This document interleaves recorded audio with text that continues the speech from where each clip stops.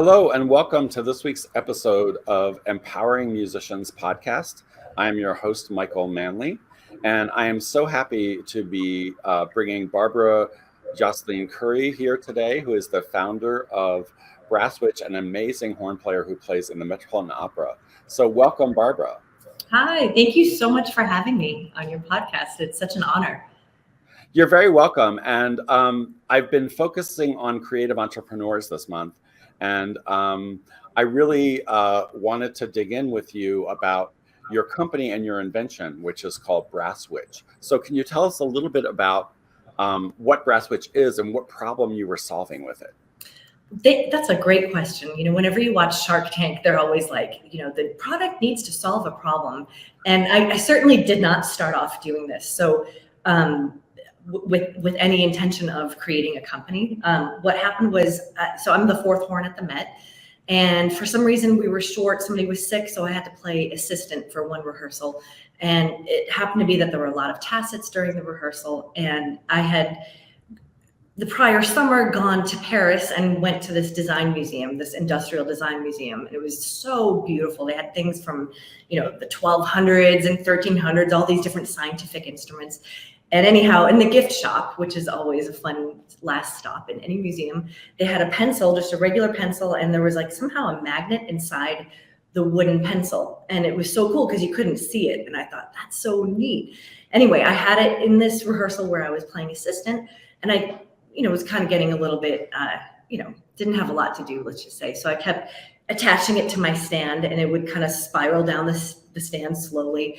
And so this is right before the pandemic. And so I just was thinking like, wait, this would be so much better to use on our instruments than those hard plastic pencil clips that we have.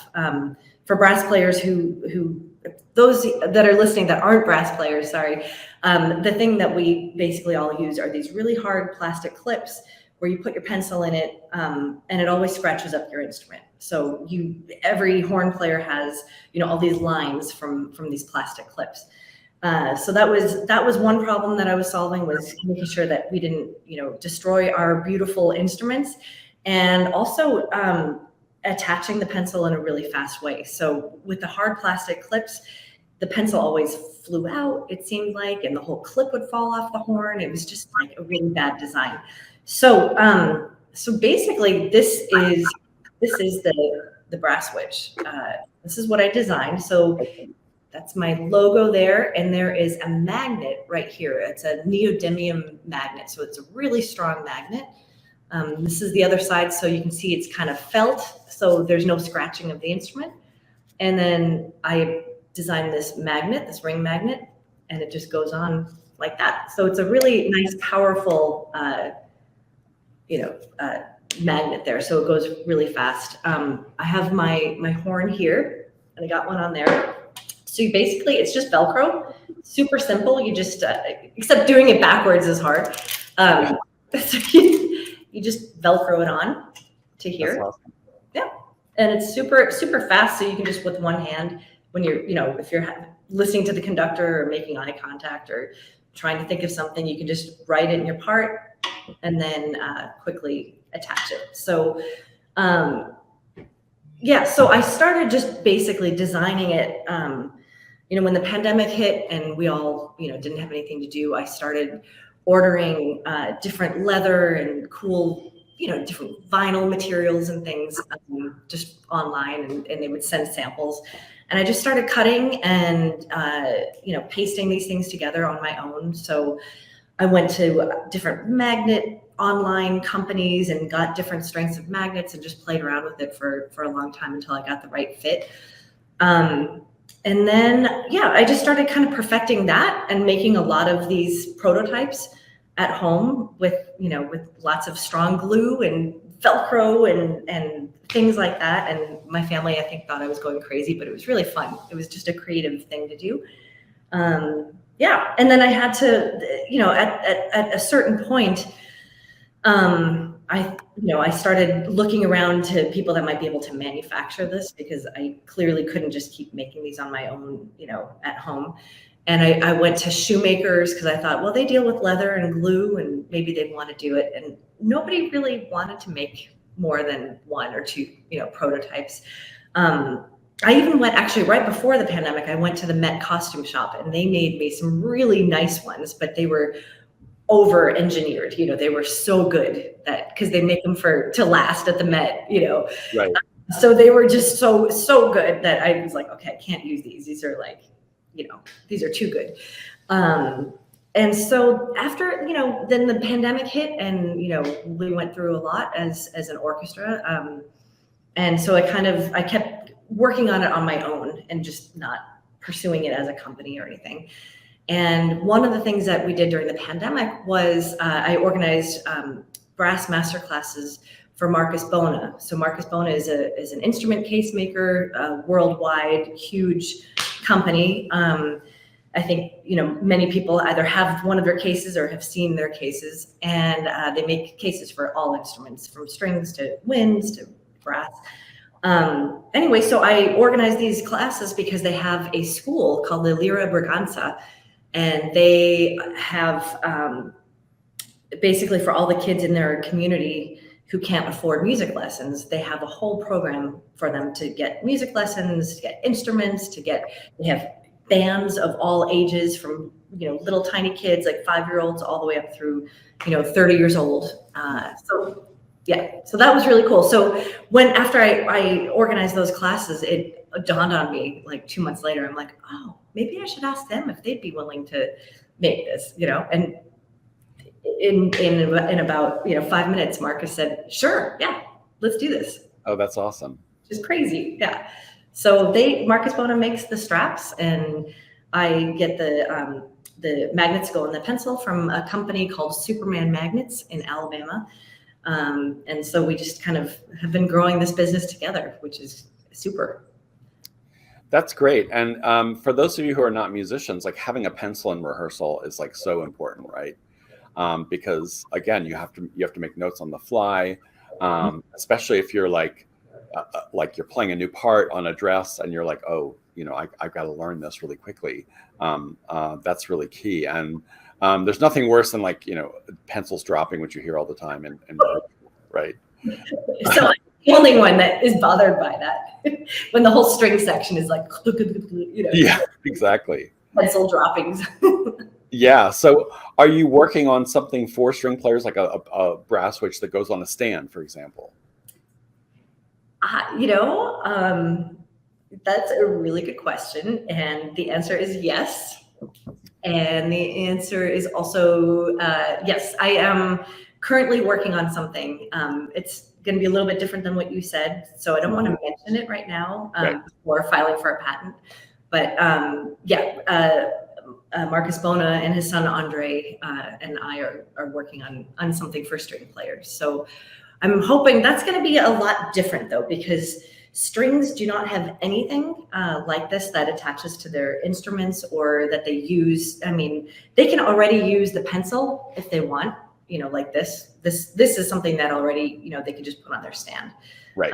So that, that's kind of a no-brainer. Like, yeah, you can just do that. But we're working on something else, and I'm hoping that string players will appreciate it too, because there's something different, as taking a pencil out of your case and then leaving it on your stand when you leave, and then you don't have it, and it's just it's a silly little thing, but it's kind of important to the lives of musicians.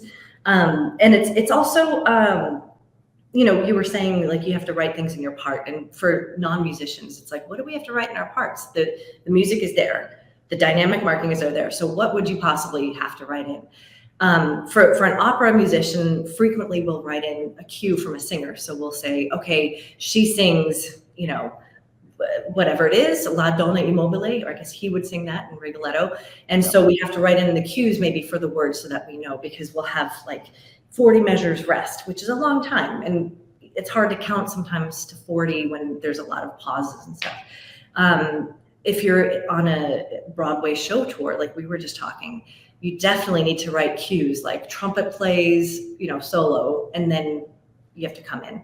So there's all these markings that you have to do frequently, on top of the actual, when the conductor says, I want this louder, I want it shorter, I want it brighter, darker, use a mute here, even though it doesn't say mute, stuff like that. That's those reasons we have to do that. So, so Marcus, Bona and I, started perfecting this, and all last season, I annoyed all of my colleagues at the Met with, try this, tell me what you think, what about this size? What about this material? What about this? So it's been tested, with musicians who perform a lot.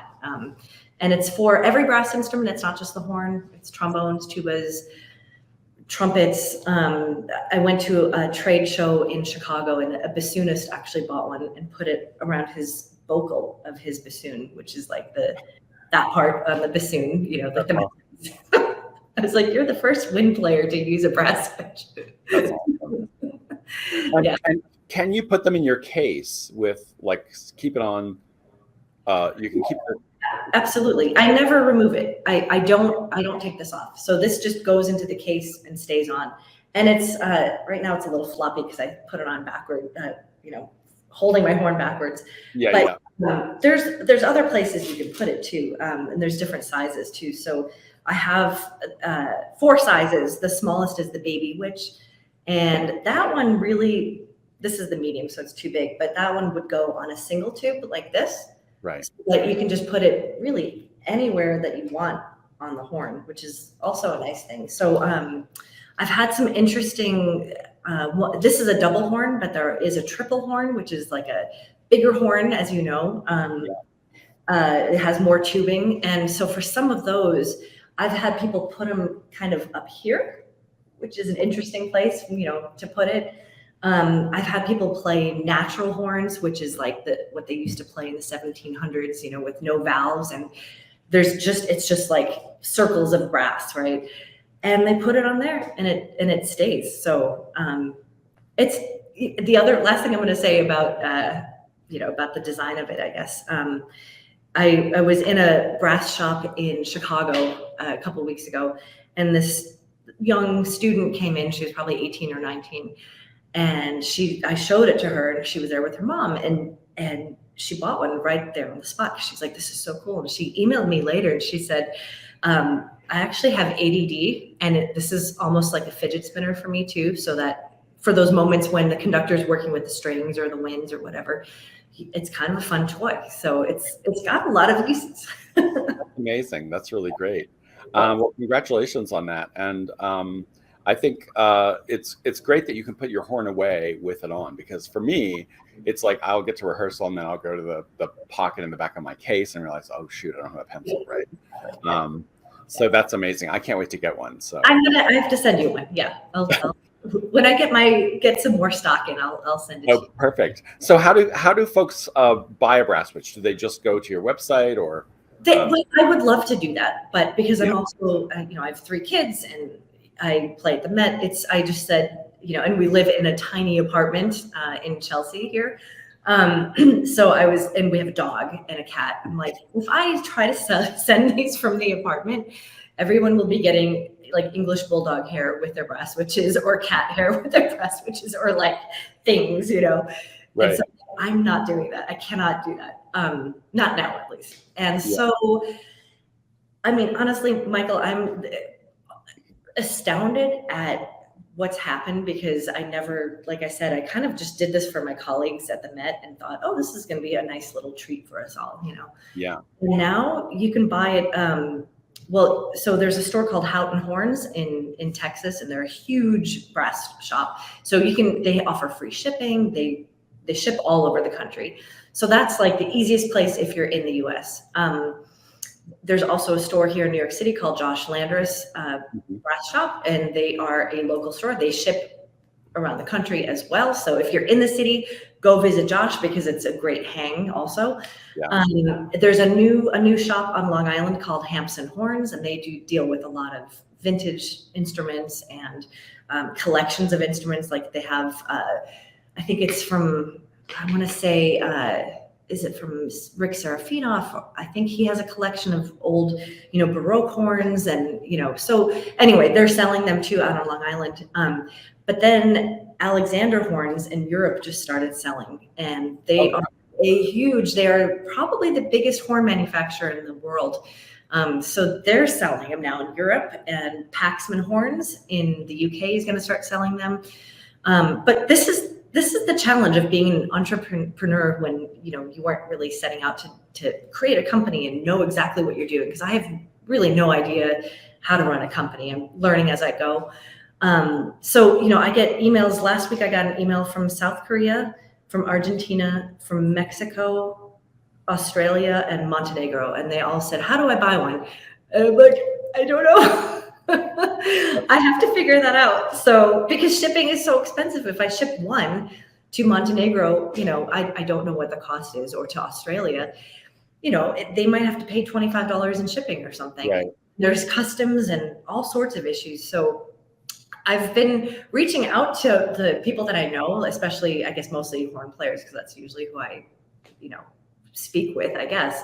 And so, like in Colombia, there's a horn player that's going to be like my brass witch distributor. And in Puerto Rico, Joshua Pantoja is my brass witch distributor. So it's kind of been a fun way to meet people too, and just set up these little, distribution centers, around the world. So I am also in talks with an actual music instrument accessory company that does wholesale. So that will kind of, I think, ease some of these distribution problems. So hopefully soon it'll be easier to get one. Yeah, that's an amazing story. And I was just thinking about the students that I work with, and I do some teaching, and I can just see this being huge. Like every high school and middle school band director in the world is going to want their students to have these, so they'll have a pencil, right, at all times. Yeah. Also, marching band would be a great use of this for marching bands, because they have those books that they have to write. After the first chart, they have to say, okay, go write 5 steps or whatever it is, and so. Yeah. Kind of, I'm trying to go that way. And thankfully, I have a 20-year-old daughter who is really great at marketing and graphic design. And so she, like, if you bought a brass witch right now, you get something like this. So my daughter designed the label. It's and then when you open it, it's kind of a nice little luxury thing. So it comes in this plastic baggie like that. And then you get a sticker. So she designed this sticker. So if you want to put it on your case or whatever, and then it just has the business card that comes with it. So my daughter's been just indispensable helping me with this whole aspect of it. That's amazing. Yeah. That's great. Well, thank you so much for sharing all about this story with your company. And it's like something that was like born out of necessity, and then the pandemic hit, so you had some time to work on it, right? Totally. Yeah. That's it's amazing with the pandemic, how many people had to pivot and just really explore different avenues out of necessity or just out of boredom or for whatever reason. It's true. It was like a thing that forced us to think very differently. And I think as music students, at least my age, we were always kind of like, okay, I have to get a job in an orchestra, and then I have to go to my job and practice that, and I'll have some students, and that's the model, right? But the majority, I would say probably like 80% of music students don't have a career like that, or maybe even more, especially nowadays. That's just like a dream, almost like a fading dream, like a very hard to catch dream. So people already were doing these things before the pandemic, like, just being entrepreneurs, besides teaching, doing YouTube videos, doing all sorts of things. I mean, one of the reasons why you and I connected was through a video that you saw that was hilarious with some of my Met colleagues. And it was this guy, Timothy Maines, who his trombone Timo is his handle. And he's got, thousands and thousands and thousands, like 115,000 followers on Instagram. And these videos have been seen like 2 million times for, what is ostensibly a pencil holder. It's like, when you think about it, you're like, this is so silly. Obviously it's a fantastic product, and I think it's wonderful, but it's not like I invented a car or a, fusion or something. It's just like, okay, this is great. This works. This is so much better than anything out there. but then these videos are viewed so many times. But that's like one angle that a lot of young musicians are doing now, like educational videos. I don't know if you've done anything like that as well. I haven't yet, but one of the things that I'm really passionate about, and I learned this from teaching, right, is I when I first lived here in Las Vegas many years ago, I started doing some teaching as a paraprofessional, they call it, in the school system. And I still do that, now that I moved back. And I realized that all the method books are terrible for beginners. And so I have an interesting past, which involves overcoming injury and having to play with braces on and dealing with a lot of stuff. Oh yeah. Yeah. And so I'm passionate about this. I want to write a method book and do videos and start teaching. But my audience is going to be beginners, returners, and recoverers, right? So somebody who's preparing for the Metropolitan Opera audition is not going to come to me, but somebody who is like, I haven't played in 20 years, I'm really intimidated, or I'm just learning. And my method is all based on, the hierarchy of needs and how you need to learn things. And it's a lot of slurring on the harmonics, because what I was finding was a lot of these method books had just like quarter notes, right? And it was like, why are you starting kids on F? And then I was realizing these kids didn't know how to use their air. And I'm like, well, that's because they haven't slurred yet, right? So anyway, I hope to do that, but I know that I'm going to have to go on TikTok. I know I'm going to have to do all these things, and I just haven't done it yet. Because it helps having a 20-year-old daughter if you want to grab yourself one of those. I could borrow yours, maybe. You can borrow mine, yeah. No, but they just know this stuff without thinking about it. The reason why I found Timothy Maines, it's not like he's hiding, he's everywhere, but how I discovered him is because my daughter went on Instagram and started looking around and liked what she saw and just reached out to him. And so we started with one video while he was at Music Academy of the West, and he was with one of my colleagues, Weston Sprott, and also with Joe Alessi, who's the principal trombone of the New York Philharmonic and like a trombone god also. Yeah. And they all loved the product, so it was an easy thing. And I know Joe, and of course I know Weston because he's a colleague of mine. So, that's how that happened. That I would suggest, that a lot of people with a lot of views on Instagram and TikTok, I think, are very open to collaborations with whatever it is. If you have an etude book or a product, I think they are open to it. I was going to ask you though about beginners, because my kids all played violin. I played violin when I was a kid. And they all did Suzuki method for quite a long time. But there's nothing like that for horn. There's not a Suzuki for horn. Exactly. And that's what I'm working on. And, I just discovered, like, looking at even the Farkas book is like a great book, but it's like, it assumes a certain level of knowledge. It assumes you're a college level student or a really advanced high school student. Yeah. And so for me, like, the first note is going to be middle C, because that's the middle of our register, right? Mm-hmm. And the second note is not going to be B or D or B flat. It's going to be E, because we're going to slur from C to E. That's great. Because once you learn how to use your air to get from a partial on a harmonic, that's the key to everything. That's like the dough, I think, of playing. Yeah. Because once you get that air and lip coordination, which is done through slurring on the harmonics, then you can do anything else, right? You add everything else later. But that's what's missing for me in the pedagogy. Absolutely. And once you have to add articulation, that just adds a whole new can of worms. Well, what I have to do something with my tongue? Like, they can't even realize when they're talking that they're doing something with their tongue, Right. And so once you add, okay, now tongue, these quarter notes, they're like, but how do I do that? And that's probably where a lot of problems come in with air. Like, they're stopping the air between notes, not realizing how to, efficiently use their air. That's brilliant, actually. And you think back to, the history of the horn or trumpet, trombone, everything. They never had, these things to push trying to get it into the camera, Yeah. It was basically this without any of the middle section. So it was just these circles, right? And all you could do essentially was slur and then articulate. You didn't have to think about the mechanics of your left hand coordinating anything. So it's kind of going back to basics. Yeah, and it's very intentional, the idea of removing the tongue and the fingers, right? Because we want to focus just on the air and the lips to start. Yeah, and I'm really excited about that. So I will probably be reaching out to you once I get that finished and I start making some videos. Absolutely. Yeah, absolutely. I would love to help. I love teaching beginners and trying to figure out ways to just to get them started. I mean, when you think about it, it's like, where do you start? None of us remember starting. Exactly. And I had this really odd, life where I had, well, first of all, I learned how to play the horn, right, somehow.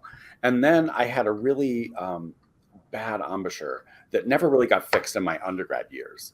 And so I had to fix that. And I had a wonderful teacher named William Purvis. I don't know if you know Bill Purvis. Yeah. Great teacher. And he gave me the confidence to say, you know what, we can try something new. And if it doesn't work, you can always go back. And so I fixed my embouchure. And right after I fixed my embouchure, at the start of my second year in grad school, I was attacked and mugged and my jaw was broken in 3 places. This was in Pittsburgh when I went out there to take an audition. So you were auditioning for something in Pittsburgh, and I never even, it was like it was weird because I'm not a superstitious person, but I really remember thinking that I didn't want to go, and I was thinking I really don't want to make this trip. In fact, I asked my partner at the time, "Do you want to come with me? Because I'm feeling weird about this." Anyway, I went out there. It was like everything went wrong on that trip, and so then I had my jaw wired shut for 6 weeks. And I had to relearn how to play, which was fine. And I actually did relearn how to play. And then my career started. But the problem was some of my teeth were really like rearranged and my jaw was really not level, right? It was a tipped jaw. So I had to get braces on to fix my jaw.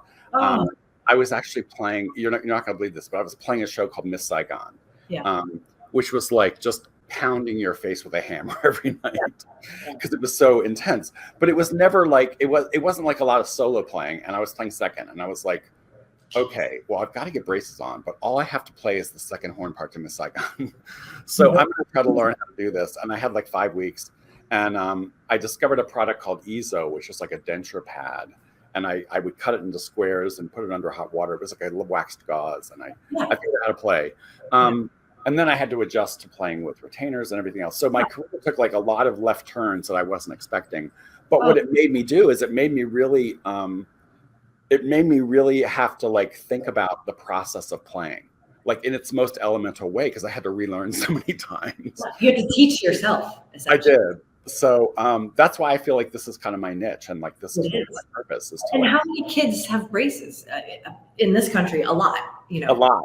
And in fact, a lot of my two of my private students currently like have braces, and they're playing really well, and they're not playing with any wax or anything. And I'm just like, okay, I don't know how you're doing that, but like, no, I smothered my teeth with wax. Yeah. That also creates a barrier. So now your mouth is completely a different shape for 2 years while you're playing. So you have to get used to it, and then when the braces come off, you have to get used to it again. So it's like not my brother had Thomas had braces, and he had a really hard time getting used to playing both on and off. Yeah, and I have a really funny story, and I hope no contractors are listening to this because they may not hire me ever again. But no, I was playing The Lion King in Las Vegas, which I thought was going to run forever because it was the freaking Lion King, of course, and it didn't. But I was still playing with retainers in because that's what I was used to. Yeah. And I just couldn't I couldn't get used to playing without them. I was really used to it. I've done it for a couple of years. So I was like, okay, fine. And you didn't have time to adjust where you didn't have to work. Exactly. So I was really used to it. And so, and then one day I got to the show and it was like, I'm getting my horn out and everything. And I sit down, my principal named Sandra, I said, this has never happened before, but like, my retainers are in solution on my counter in my bathroom. And I was like, I have no idea what's going to happen because I haven't played with any. So I was like, I really had trouble like with certain notes and stuff out. But it was like, the sound was a lot better because I didn't realize that the retainers were really compromising the cavity inside my mouth because they were taking up real estate on my palate and things like that. You want to be as open as possible. Yeah. And Sandra's like, you know what?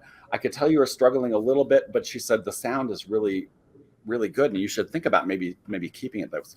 And so by accident, I decided, okay, I'm going to learn how to play without my retainers in. So that was a wild story, but it's so interesting how, we're all human and we all have essentially the same, we have 2 eyes, a nose, and a mouth, and 2 ears, and but there are so many infinite amount of variety in our setups, our embouchures. I mean, for everything, for singers and for wind players, for brass players, that every single musician has an individual path that is complete. You cannot replicate that path amongst anybody, and it's like we try in this country, we try like with the band programs, especially like I'm going to Texas in February because there's this huge convention called TMEA, which eventually you'll probably be going to. Yeah. You have your whole method book, finished, and I think it's like the biggest convention of basically band, anything relating to band. And I'm just astounded at the numbers of students there are in Texas, and now also in the Midwest. There's a lot of marching band, and it's huge. It's just blowing up everywhere with the drum corps and things like that. But it's interesting because they do try to do like a one size fits all for when you're in 4th grade and you're starting, or 5th grade. And like you said, the method books are just kind of meh. They're not great. And I think oftentimes the band director is not even a horn player, and they're trying to teach the horn students, how do you play? And it's different than trumpet or trombone or tuba.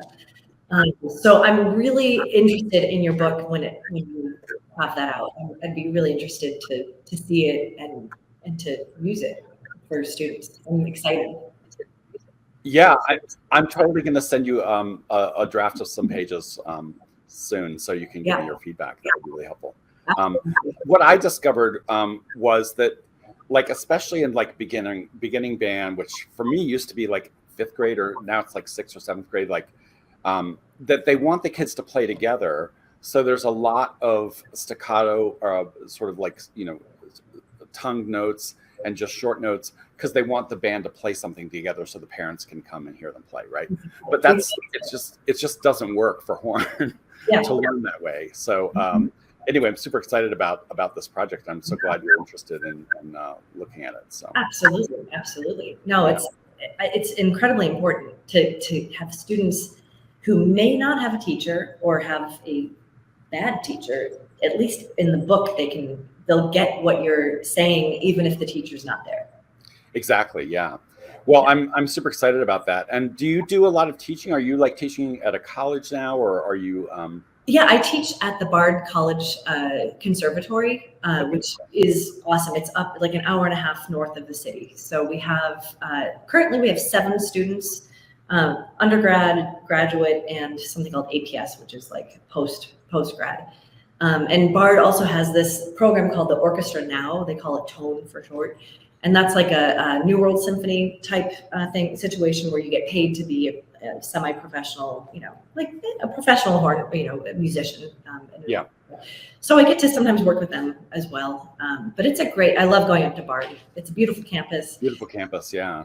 Great to get out of the city. And then the students are required to do 2 degrees. So it's a 5-year program, and they get a degree in anything that they want, whatever, English, computer science, physics, chemistry. I've had the whole gamut of horn students taking all those sorts of things.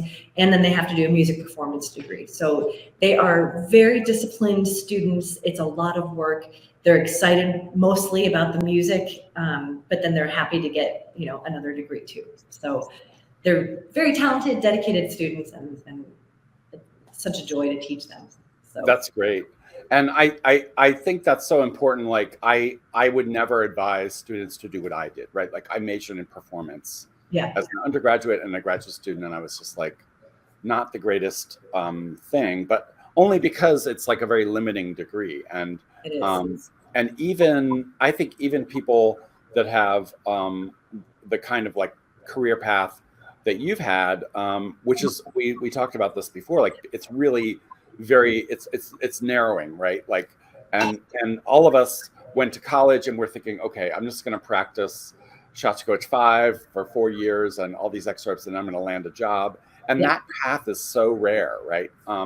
But even people that get those jobs end up teaching, or they end up being teaching artists, or they end up doing other things. So it's really important, I think, to have these other skills. And to learn how to teach, because nobody teaches you how to teach. Exactly, yeah. You taught yourself how to teach, and you're probably the best teacher out there because you had to go through all of these steps multiple times and figure out how to do it. Whereas if it just comes naturally to you and you don't have any issues, it's like, great, okay, I don't know how I do it, but it's working. Yeah, it's true. And I think also having the right teacher, right? Like somebody like me, like I might come to you if I was preparing for an audition because I'm pretty advanced. But like if I'm a beginner, I probably don't need to study with you, right? Like there's probably other teachers that are better for beginners versus somebody who is and it's funny because parents, I think, will often think, oh, well, I live in LA and I want to get Andrew Bain to teach my 9-year-old. It's like, well, maybe you don't need that, right? Like maybe you need somebody else before you get there. Yeah. It's like if you have a kid who's 16 and getting their first, driver's license, or, looking for their first car at age 20 or whatever. And it's like, you don't need to give them a Lamborghini. You need to give them something that works, that, is safe. And that's it. Exactly. I did teach a student who came at the age of 13, came from Taiwan by herself and went to a boarding school here and had like an aunt and uncle that lived in the city. So that was her contact, but she spoke no English and her uncle did. So we started from completely the beginning, basically, like literally like, here's a mouthpiece, here's a horn, let's try to do this. And so with no English.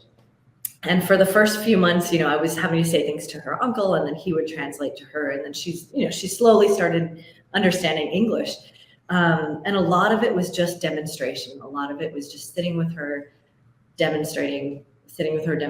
And I have to say, what you said was really, really interesting because I found that doing slurs, we would just, exactly like you said, we would just do C to E and that's it. And then we would maybe next week go E to C.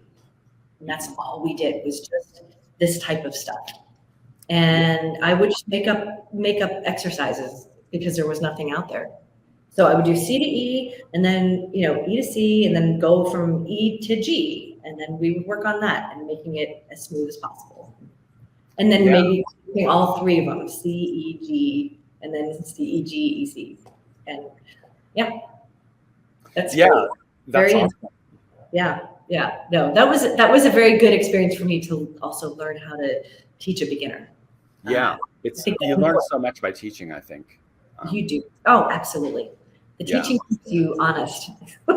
Exactly. Yeah. It reminds you to do the things that you should be doing yourself, Yeah. So it's like, oh yeah, I should be doing these scales too. So That's awesome. I wanted to talk a little bit about just your career at the Met, because I love the Metropolitan Opera. It was that was my dream job, was like, to play in the Met would be like the greatest, right? And I know the auditions are always like, there's always that amazingly like difficult excerpt from Wozzeck that's on every audition. And I'm like, does anybody ever nail that? Like somebody does, obviously. Like, that's so funny because we just had second horn auditions. Oh wow, how did that go? We just finished. Great. Excuse me. Sorry. We picked Roy Feminella, who was a student of our third horn, Javier Gondora, and then he studied with Julie Landsman and with Eric Rolski at Juilliard. So he's kind of like a baby of the Met horn section in a sense, from Brooklyn originally. Super nice guy, extremely talented. And the auditions, it's like we heard a lot of that Wozzeck, the Berg excerpt that you're talking about. It is crazy. I mean, it's just, it goes to a low B flat, a pedal B flat, and goes up to a high C. So that's the range of the horn almost. Yeah. I would say no, people don't usually nail it, but that's okay. That's not what we're listening for. So if you make more mistakes in that excerpt than you would in something easier like Shosti 5 or Tosca for us, it's okay. You have a bigger margin of error there. But the great thing about the Met audition is it's all behind a screen. So we do not see anybody. We don't even talk amongst ourselves as a committee before we vote. So, and even after we vote, we don't discuss if there's another round happening. So only after the finals do we finally maybe talk like, oh, you know, this happened or whatever. But it is funny because the opera music is very different than our symphonic stuff. And I always encourage people to do the Met audition, because how many times can you practice Shasti 5 and Brahms 3 and Heldenleben without getting tired of it? I mean, there's so much other music. It's like a whole other world that you can practice. And it's some of the most sublime music in the world. I mean, all the Mozart operas, all the Strauss operas, you don't play that on stage, you know, at least usually you don't, unless it's like a suite or something. So yeah, anyway, the auditions are, I think, the fairest in the world in terms of no bias, no prejudice going on. But yeah, I was super lucky. You know, I had probably the exact opposite career from you, and also from my brother, who is the associate principal horn in the St. Louis Symphony. He took like, I don't know, 60 or 70 or 80 auditions, and he's had a lot of jobs, but he's taken a lot of auditions. I auditioned when I was a sophomore. My boyfriend, who's now my husband, was in California. And so I thought, oh, I'll go audition for the San Diego Symphony, third horn, because he was there and it was kind of a good excuse to go visit him. And so I was the runner-up for that. And because of that, I was asked to play in the Jerusalem Symphony in Israel for a year. So I did that for a year. That was cool. Wow. And then I came back, and what was ostensibly my third year, but it would have been my fourth year at Juilliard, I auditioned for the third horn at the Met, because Julie Landsman was my teacher at Juilliard. And I was, again, the runner-up. Always the bridesmaid, never the bride. Yeah. At that point. And anyway, so then they needed an assistant horn. So they hired me on assistant. You know, I barely played opera. Like I said earlier, I played violin, and that was like my primary instrument through sophomore year in high school. So I did hardly any orchestral playing on horn until like junior year of high school. And then all of a sudden, 2 years later, here I am like playing assistant at the Met. And it was a total fish out of water. I had no idea what I was doing. And thankfully they had a fourth horn opening a year later, and I won that one. So that was great. I was always more of like a high horn player, and my brother was more of a low horn player. And now we've kind of switched. So now I play all the low notes, which is great and fun. And I kind of wouldn't want to be anywhere else, because, you know, I can have a family and I can have somewhat of a life, and, you know, run Brasswitch and yeah. I'm not worried about playing the Siegfried call ever. Like, you're like, yeah. I don't have to worry about it. Although I feel like that's one of my stronger excerpts. So I feel like, you know, I had to play that at Juilliard, like right before I started at the Met. We were at Avery Fisher Hall in New York, and I was playing principal on Götterdämmerung, this little, you know, smaller version of it. And I had to walk off stage, play the short call, and then come back on stage. And I was terrified of falling, totally biffing it, you know, and then having to come back on stage and be like, that was me. But it went well. It went well. So that was good. That's amazing. But yes. Well, so I've been at the yeah. So yeah. What I love about opera auditions, because I did really well in opera auditions. Did you? Well, I didn't win many auditions, but I did win a New York City Opera National Company audition, which was for the touring end of the New York City Opera. And I played really well. And one of the reasons I played really well, it's just a funny story, is that Joe Culinary was there, and he was listening to all the excerpts of everybody. And I went to the wrong place. For some reason, I thought the audition was at Carnegie Hall. And I thought, well, I don't know why it's at Carnegie, because, you know, the Met plays, or the New York City Opera plays at Lincoln Center. So I'm there, and I'm not really seeing anybody. And it turned out I was in the wrong place. And so the company manager like texted me. And so I was late, and I thought to myself, there's no way they're going to hire me, because they think that I'm a complete idiot because I went to the wrong place. And so I guess I didn't have any nerves, because I was like, well, this is not going to matter how I play. And I played really well. So and then I got really far in a San Francisco Opera audition a couple years later. But it takes a lot. And I think your brother's a really good example. It's persistence. And I was never the person that took 50 auditions, but if I did, maybe I would have had a different career. But yeah, some people get really lucky and they're just really good auditioners. But what I love about opera music is that you can't, like with symphony auditions, it's like everybody's like, well, you just have to go in and play like a machine and get out of the first round, right? But with opera, you cannot do that. You have to make music. And that's what I love about opera, is that you can't just go in and just play the notes. You have to make music, even in all the rounds. And I think that's probably something you notice in when you're on the committee, right?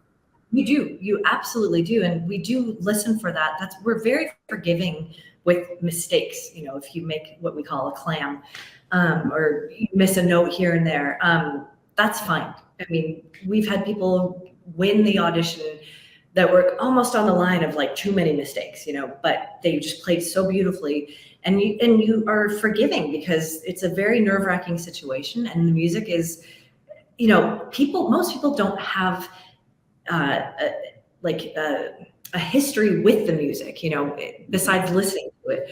I do. I can, probably play La Boheme from memory almost at this point.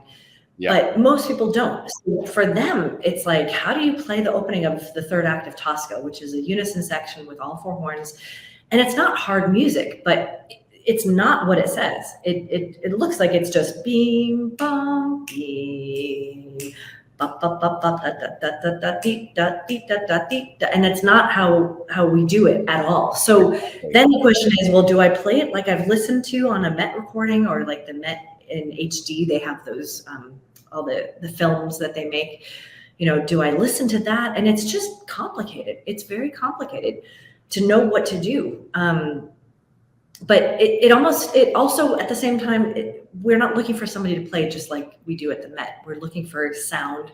That's a big one. Your tone, a beauty of tone, a beauty of articulation, knowing the notes. I mean, as stupid as that sounds, there are a lot of people that are playing wrong notes, not because you missed the note because it's a hard excerpt, but wrong notes, playing something in the wrong key. Opera notoriously, especially for third and fourth horn, has very strange transpositions. So if you're playing Verdi and it says in A, we're not talking about the A, above the note. We're talking about A basso. So when you see, a second line G, you're not playing the B above, you're playing the B below. So it's just very strange. There's a lot of stuff like that. So a lot of transposition mistakes, and those will kind of get you out quickly. Out of the game. But it's not a lot of people show up for auditions, I think, because it's so scary. I mean, the audition we just had, I think, had 50 or 60 people that actually came and played. Yeah. Which is, a fair amount. But not huge, but but we always say we just need one person. We don't need 200. We just need one person, and we got one person. We also have a runner-up who's excellent, David Alexander, who's in the New World Symphony. And so, we're happy. We're super happy. That's great. But yeah. Yeah, I try to take auditions when they come up. I'm more of a low player myself, so second and fourth is my wheelhouse. But I really like preparing for an audition, because not having like a regular playing job, it's just so motivating. And it's such a great thing to have a goal. And, what I find is if I go in and I just have a goal of showing myself really well, but no attachment to the outcome, it's like a much better, healthier way to approach an audition. It is 100% true. And what I say to my students is that, like, you can control your intention. Like, you can say, I'm going to show the best of myself, but you can't control an outcome. So if you're outcome focused, if you say, I want to win, well, you can't control that. But all you can control is what your intention is. And then everything else is up to the universe, really. It is. And it's even if you did play the best, you may not get the job. There might be other circumstances preventing you from getting that job. I auditioned for, it was always my dream to play with the Berlin Philharmonic when I was a kid. So once I was like 41 or something, I thought I should take this audition just once in my life, just to do it. Oh, are we still there? Yeah. To prove to myself that I could do it, because you audition in front of the entire orchestra, which is scary as hell. And so I had like 3 weeks notice. It was not enough time for me. I needed like 2 months to prepare for an audition. And I went there. I went with my mom because we're from, Germany originally. My whole family lives in Munich, and an extended family. And so we flew to Berlin. I didn't sleep well. I was sick, blah, blah, blah, blah, blah. I played pretty poorly. And, I was like, okay, I did it though. I stood in front and I played, I got through it. And then afterwards, it was wonderful because some of the horn players from the Berlin Phil said to me and Denise Tryon, who also was there, we played quartets on stage, and then we went to their little horn room and played quartets more, and just had a super fun time. And they gave me tickets to go see Mahler 4 at night. I'm like, this is great. I totally kind of biffed the audition, but it doesn't matter. It was a wonderful experience, and they were so nice, and now we're friends and stuff. And that also got me ready for the LA Phil fourth horn audition that I took like 6 years ago or 5 years ago, which I really wanted, just for various reasons, not to leave the Met, but just for all personal reasons, basically. Just my husband's an actor, and so we thought it would be a great way to get to LA and stuff. And so it was really hard to get the intention out of it, the will to want to win it. And so I had to just really convince myself that I didn't want the job. I didn't want it. I'm just going. I'm going to go play as musically as I can, as beautifully as I can.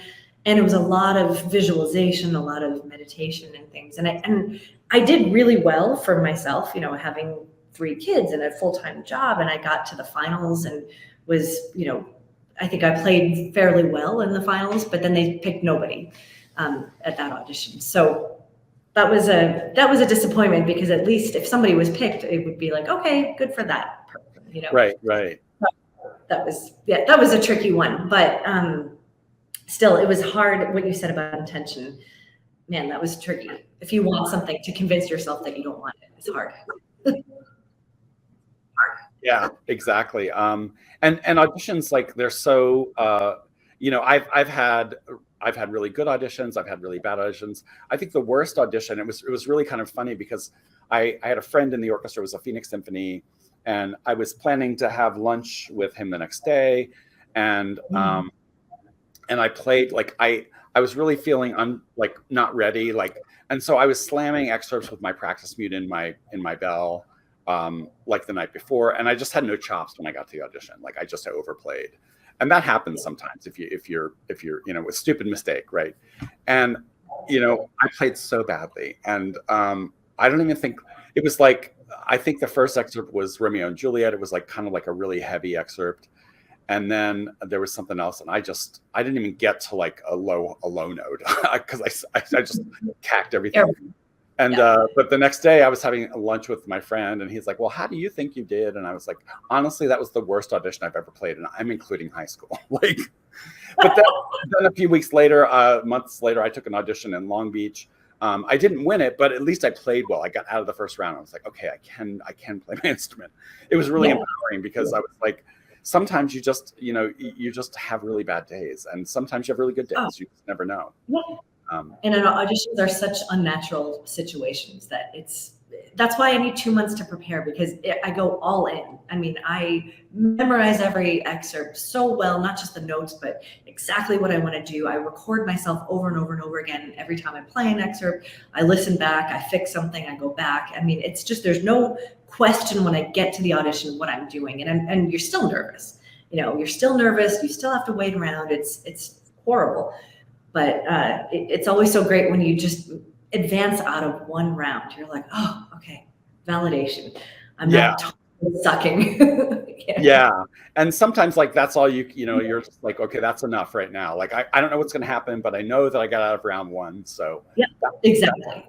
And that's, I was going to say, for people that don't take auditions, like, I don't know how it is at the Met, but like most auditions, it's like, if you have 100 people playing in round 1, you might have 5 people playing in round 2, right? Like, it's a very steep drop off.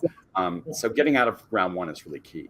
It is key. It really is, because then you have the luxury, quote unquote, of kind of showing more of yourself. too. Yeah. I think we advanced 3 people out of the prelims, and Wow. it was out of 50 or 60 or whatever.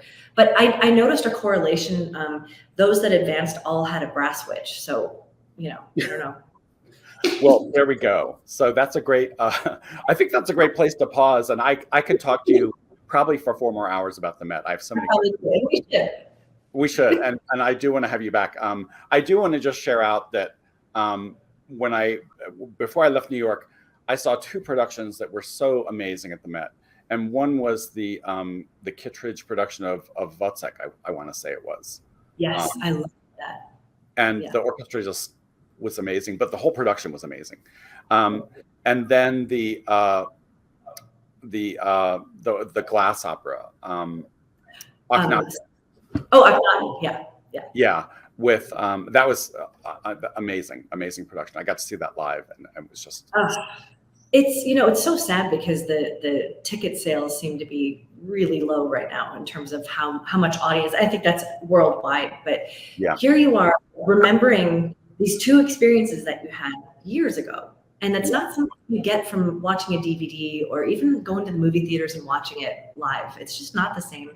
So, as much as possible, I always try to encourage people to come, to make the effort and come. Get dressed up, go have dinner, get yourself the cheapest ticket you can, which is quite cheap at the Met. It's like $20 if you're for students and for rush tickets. And you can probably find a seat closer down if you need it, if you want, But it's things performances that can change you, and I think that's really important.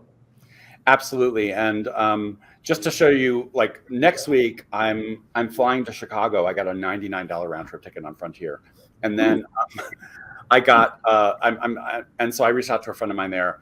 They're doing Hansel and Gretel, and I was like, oh my God, this looks like a really cool production. I love the opera, so I'm flying to Chicago, going to see Hansel and Gretel at the Lyric Opera, and great food and gorgeous horn writing. I mean, gorgeous. Just the horn quartet that is unbelievable. Yeah, that opening horn quartet's gorgeous. Well, thank you so much for sharing your afternoon with us, Barbara.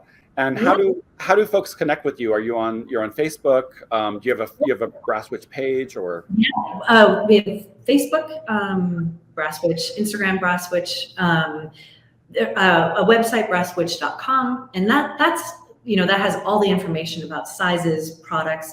I was going to say one last thing really quick. Yeah. All of these straps are actually made out of vegan leather, is what it's called, and it's so it's not leather. But it has a little bit more stretch to it.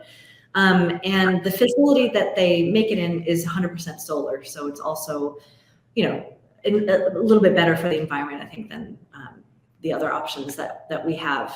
So that's something that I just wanted to mention. But yeah, I think if you have any questions, brasswitch.com, there's email listed there, and I'm the one that answers the emails. So, and Instagram, Facebook, all that stuff. And send your pictures if you have one. If you bought one and you like it, especially, send yourself with a photo and I'll post it, because I just love doing it. I just get a kick that it's all over the world, slowly. Yeah. That's amazing. Well, I can just imagine watching the Berlin Philharmonic on PBS or something down the road and seeing some which that's going to be awesome, right? It's going to be awesome. Yeah, exactly. Well, thank you so much for sharing your time with us today, Barbara. And I do want to have you back at some point just to talk completely about opera repertoire, because I'm so excited. Let's totally do it. Yeah. And I so appreciate your time, and looking forward to getting you some pages from my book and getting my own Brasswitch. Oh yeah, absolutely. Thank you so much for having me on. It's been such an honor and so fun. I have to go play Fedora now in an hour, so this is good timing. Okay, awesome. Well, have fun this afternoon, and thank you again. And we will see everybody next week in our next episode. Great. Thank you. Bye-bye. Thanks, everyone.